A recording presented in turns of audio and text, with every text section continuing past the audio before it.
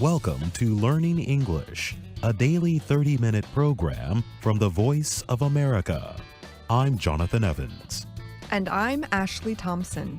This program is aimed at English learners, so we speak a little slower and we use words and phrases especially written for people learning English.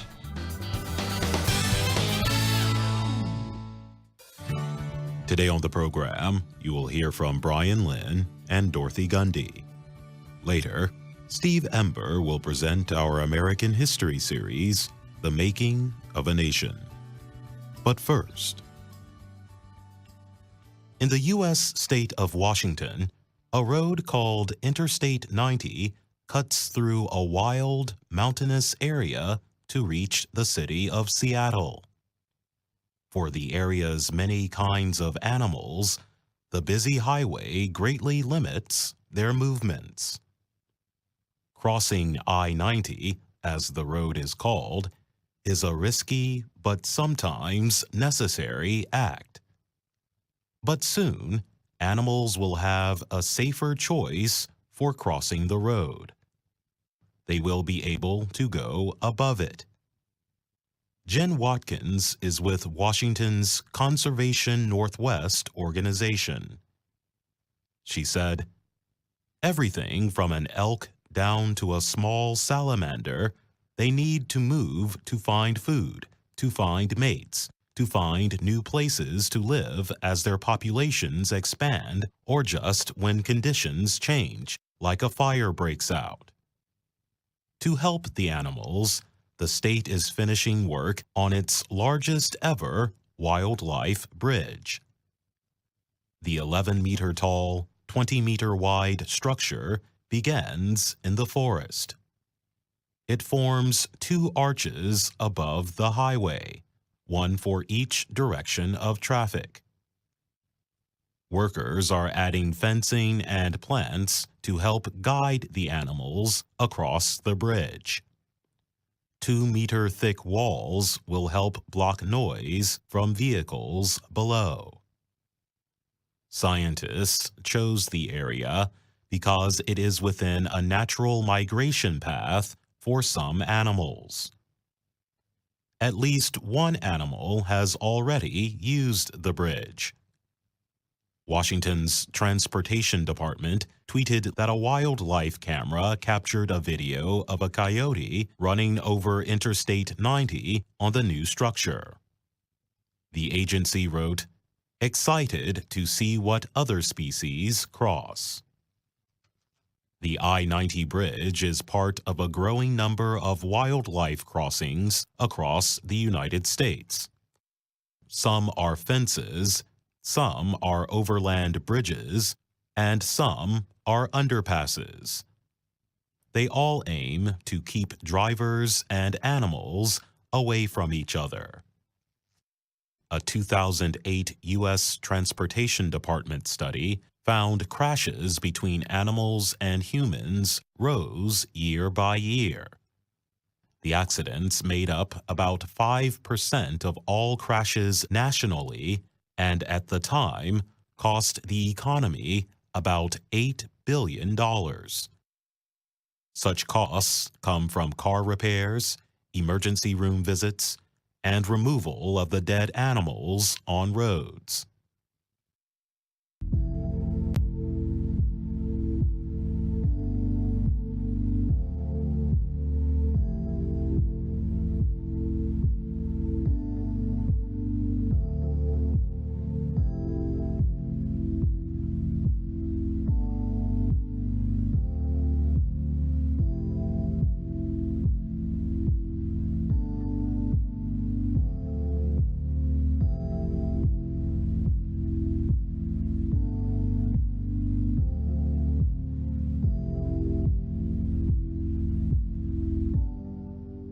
Political cartoons date back to before the creation of the United States.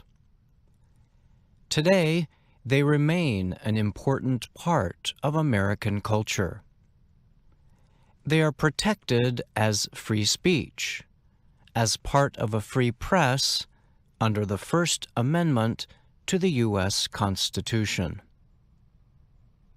Matt Worker is a longtime political cartoonist who won a Pulitzer Prize for his work in 2012.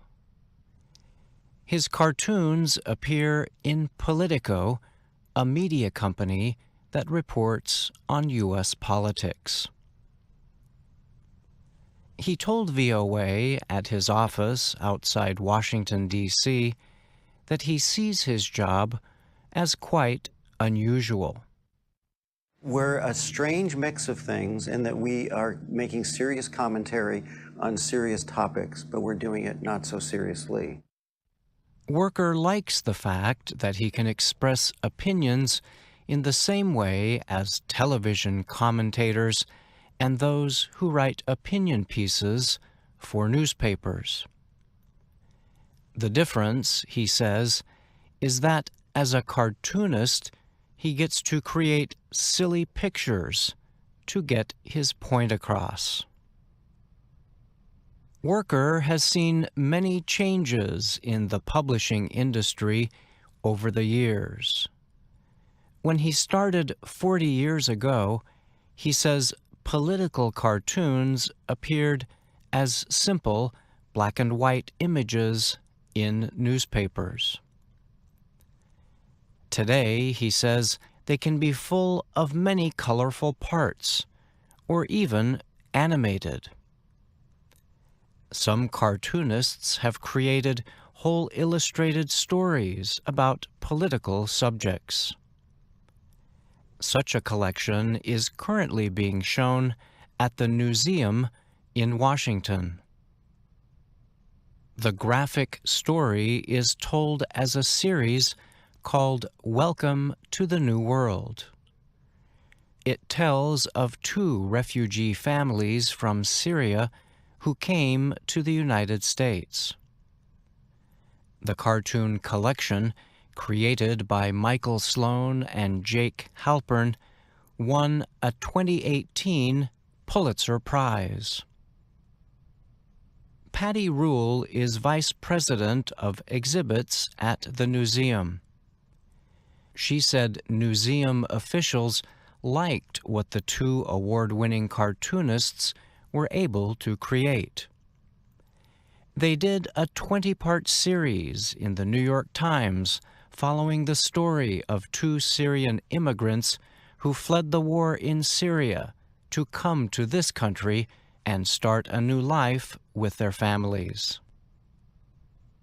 Rule said news-related cartoons have always been an important part of American culture. The country's first political cartoon is generally considered to be one by Benjamin Franklin, a founding father. The cartoon, which showed a snake cut into parts, was published by Franklin's Pennsylvania Gazette newspaper in 1754. It was meant to increase support for his plan for a union of Britain's North American colonies. I'm Brian Lynn.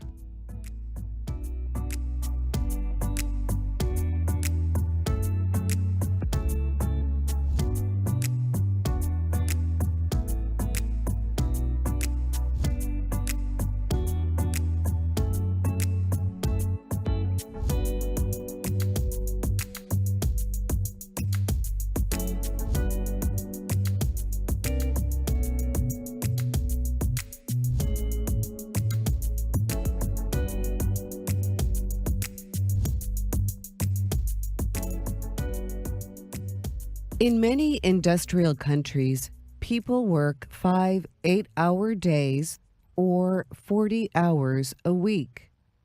But some companies now want their employees to work just 4 days a week and still pay them for 5. Is it too good to be true? Companies that reduced work hours have found that their employees like their jobs more and are more productive at work. Jan Schultz-Hoffen, set up the computer software company Planio in Berlin, Germany.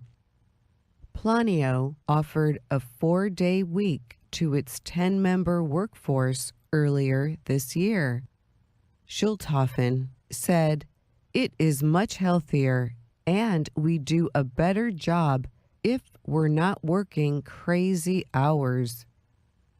In New Zealand, a company called Perpetual Guardian tested how its employees reacted to a 32-hour workweek earlier this year. It said the workers reported feeling less pressured and more involved with the business. In Japan, the government is urging companies to let their workers have Monday mornings off. Other attempts to reduce working hours, however, have had little effect since many Japanese continue to work extra hours anyway. Britain's Trades Union Congress is pushing for the country to move to a 4-day week by the end of the century. The group argues that a shorter work week is a way for workers to share in the wealth made by new technologies like machine learning and robotics. The union compared that to the time they won the right to have weekends off during the Industrial Revolution. Tuck's Kate Bell noted, "It would reduce the stress of juggling working and family life and could improve gender equality.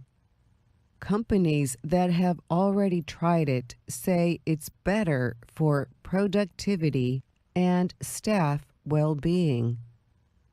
Lucy Green is with the marketing communications company J. Walter Thompson. She said, "People are starting to take a step back from the 24-hour digital life we have now and realize the mental health issues from being constantly connected to work."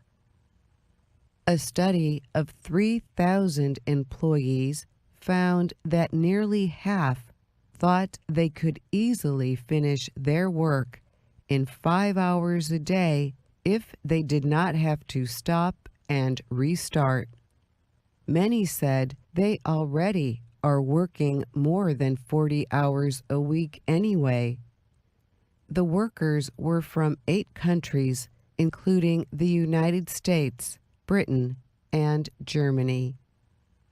Dan Schwabel is with Future Workplace, which carried out the survey with Kronos.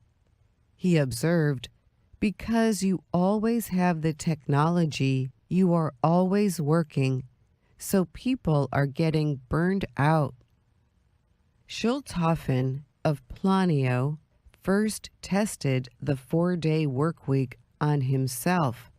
He felt the need to slow down after several years of intense work to launch the software company. "I didn't get less work done in 4 days than in 5, because in 5 days you think you have more time. You take longer," he said. With a 4-day work week, he added, "I have to be quick. I have to be focused if I want to have my free Friday."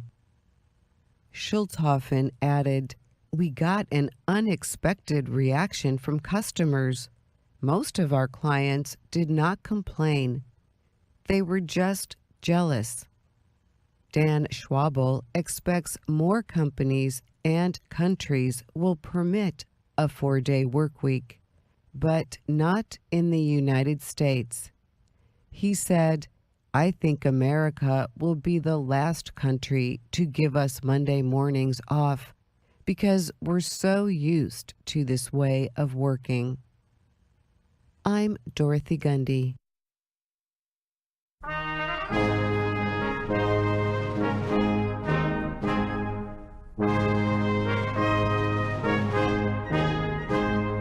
From VOA Learning English, welcome to The Making of a Nation. I'm Steve Ember. President James Madison retired after 8 years in office. His Republican Party chose another Virginian, James Monroe, as its next presidential candidate. The opposition Federalist Party had almost disappeared by the time of the election in 1816. James Monroe easily won the election, but not everyone was happy with the result. After all, Monroe was the fourth president from the state of Virginia. The situation caused hard feelings among political leaders in other areas, especially the states of New England. Monroe sought to improve this situation. He wanted to give the top 4 jobs in his cabinet to men from each of the nation's 4 major areas: the Northeast, the South, the West, and the Middle Atlantic coast. But he could find no Westerner who would take the job as head of the War Department. So he had cabinet ministers from only 3 of the 4 areas. The West was not represented.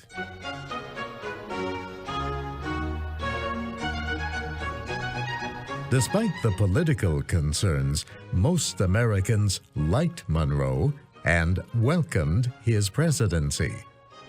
Historian Harlow Giles Unger has written more than 20 books, including one about James Monroe.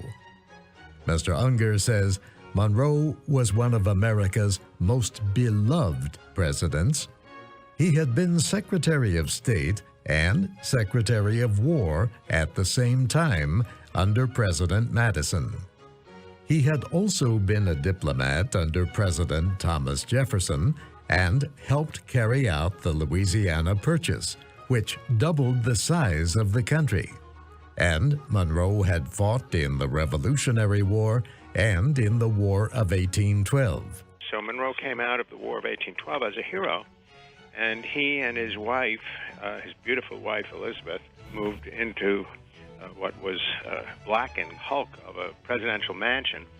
And workers really slathered on these thick coats of white paint, and really so thick that it gleamed white. Harlow Unger says the new president sought to improve the country's safety. Monroe wanted to prevent any more invasions and to extend the country's natural defenses.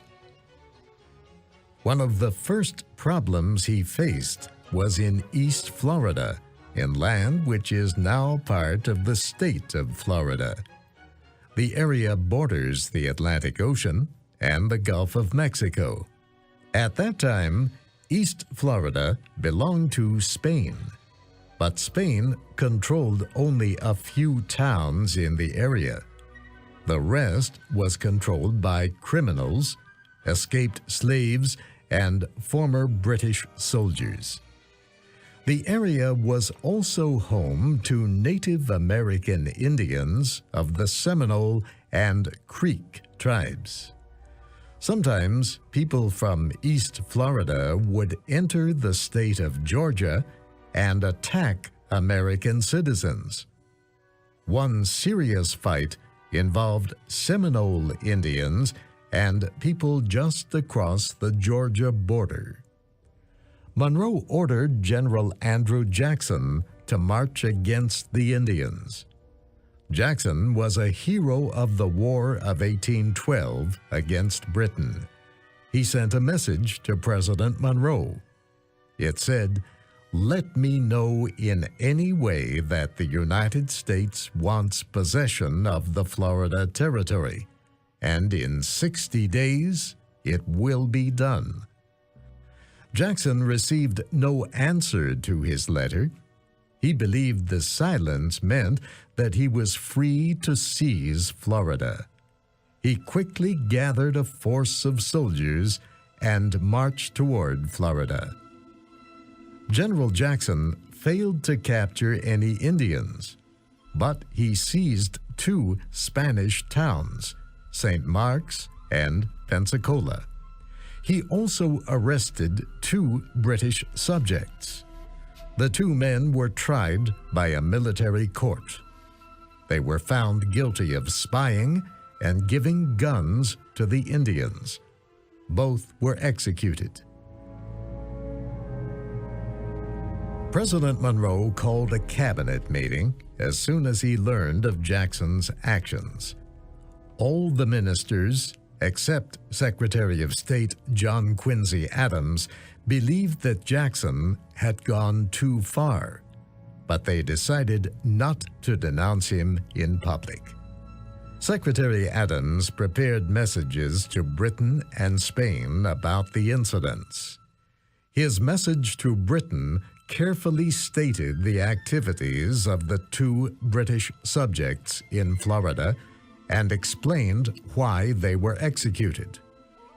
Britain agreed not to take any action. Adams' message to Spain explained the situation this way. Spain had failed to keep the peace along the border as it had promised to do in a treaty. The United States had sent soldiers into Florida only to defend its citizens on the American side. The United States recognized that Florida belonged to Spain, but if Americans were forced to enter Florida again in self-defense, the United States might not return the territory to Spain. Spain had a choice. It could send enough soldiers to keep order in Florida, or it could give Florida to the United States. Spain really had no choice. At that time, Spain's colonies in South America were rebelling. All had declared their independence. José de San Martín led the struggle in Argentina.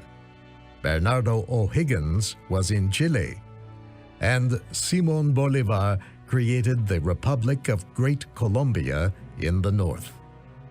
Spain's forces could not be sent to Florida. They were needed in South America. So the King of Spain agreed to give Florida to the United States. In exchange, the United States agreed to pay $5 million to American citizens who had damage claims against Spain. Historian Harlow Unger says the negotiations with Spain led to more than just Florida. He says President Monroe and Spanish officials also agreed on the boundaries of the Louisiana Purchase.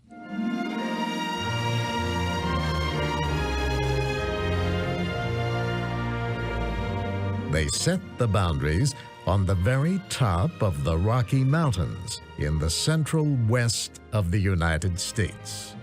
The mountains created a natural border. Mr. Unger says they extended American territory into the northwest edge of the continent to what are now the states of Washington and Oregon. In other words, he says, Monroe moved the American frontier to the Pacific Ocean. He really stretched the nation into an empire that reached from sea to shining sea. With the new growth of the nation, tens of thousands of people began moving west. They built houses, started farms, and created towns. And it was the first time in world history, really, that any sovereign state had granted so much land to people that were not of noble birth. And this expanded the strength of the American population. For the first time now, thousands, tens of thousands of Americans became landowners. With the ownership of land, these people were now, Americans, thousands of them, were now able to vote for the first time, were able to run for office for the first time, and really direct the course of their communities and their nations. It empowered the American people, and they absolutely worshipped Monroe for his efforts.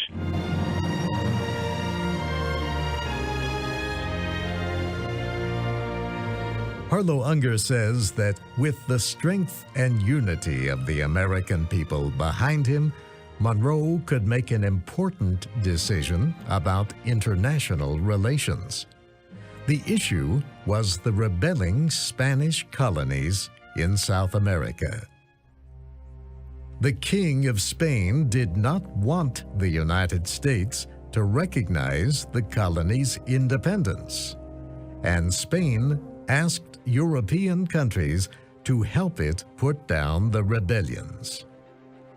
Britain wanted no part of the Spanish proposal. It was trading heavily with these new Latin American countries.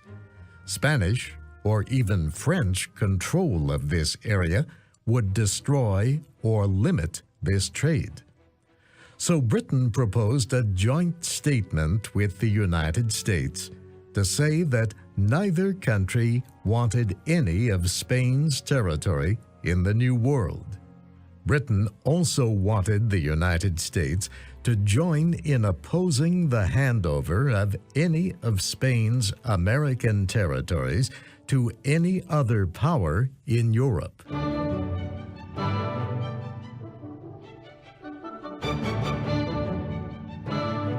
Most of President Monroe's advisors urged him to accept the British offer. Secretary of State Adams opposed it. He did not believe the United States should tie itself to any European power, even Britain. Monroe accepted the advice of his Secretary of State. He included Adams' ideas in his message to Congress in December 1823. This part of the message became known as the Monroe Doctrine. The president said no European power should, in the future, try to establish a colony anywhere in the Americas.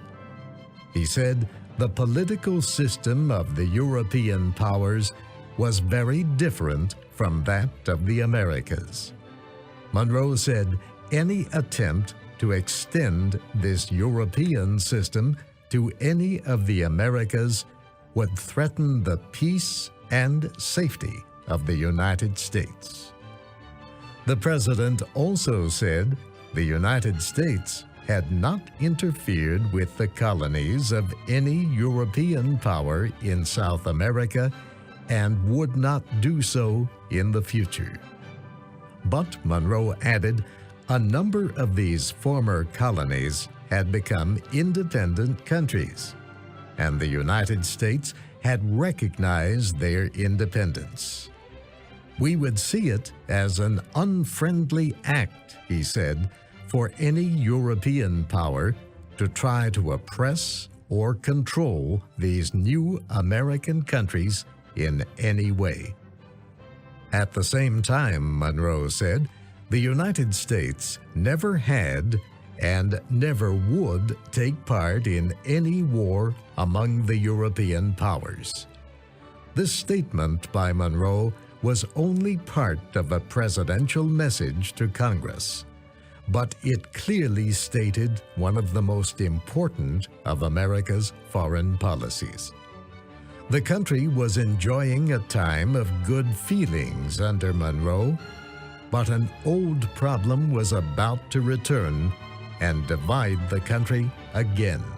I'm Steve Ember, inviting you to join us next time for The Making of a Nation, American History from VOA Learning English.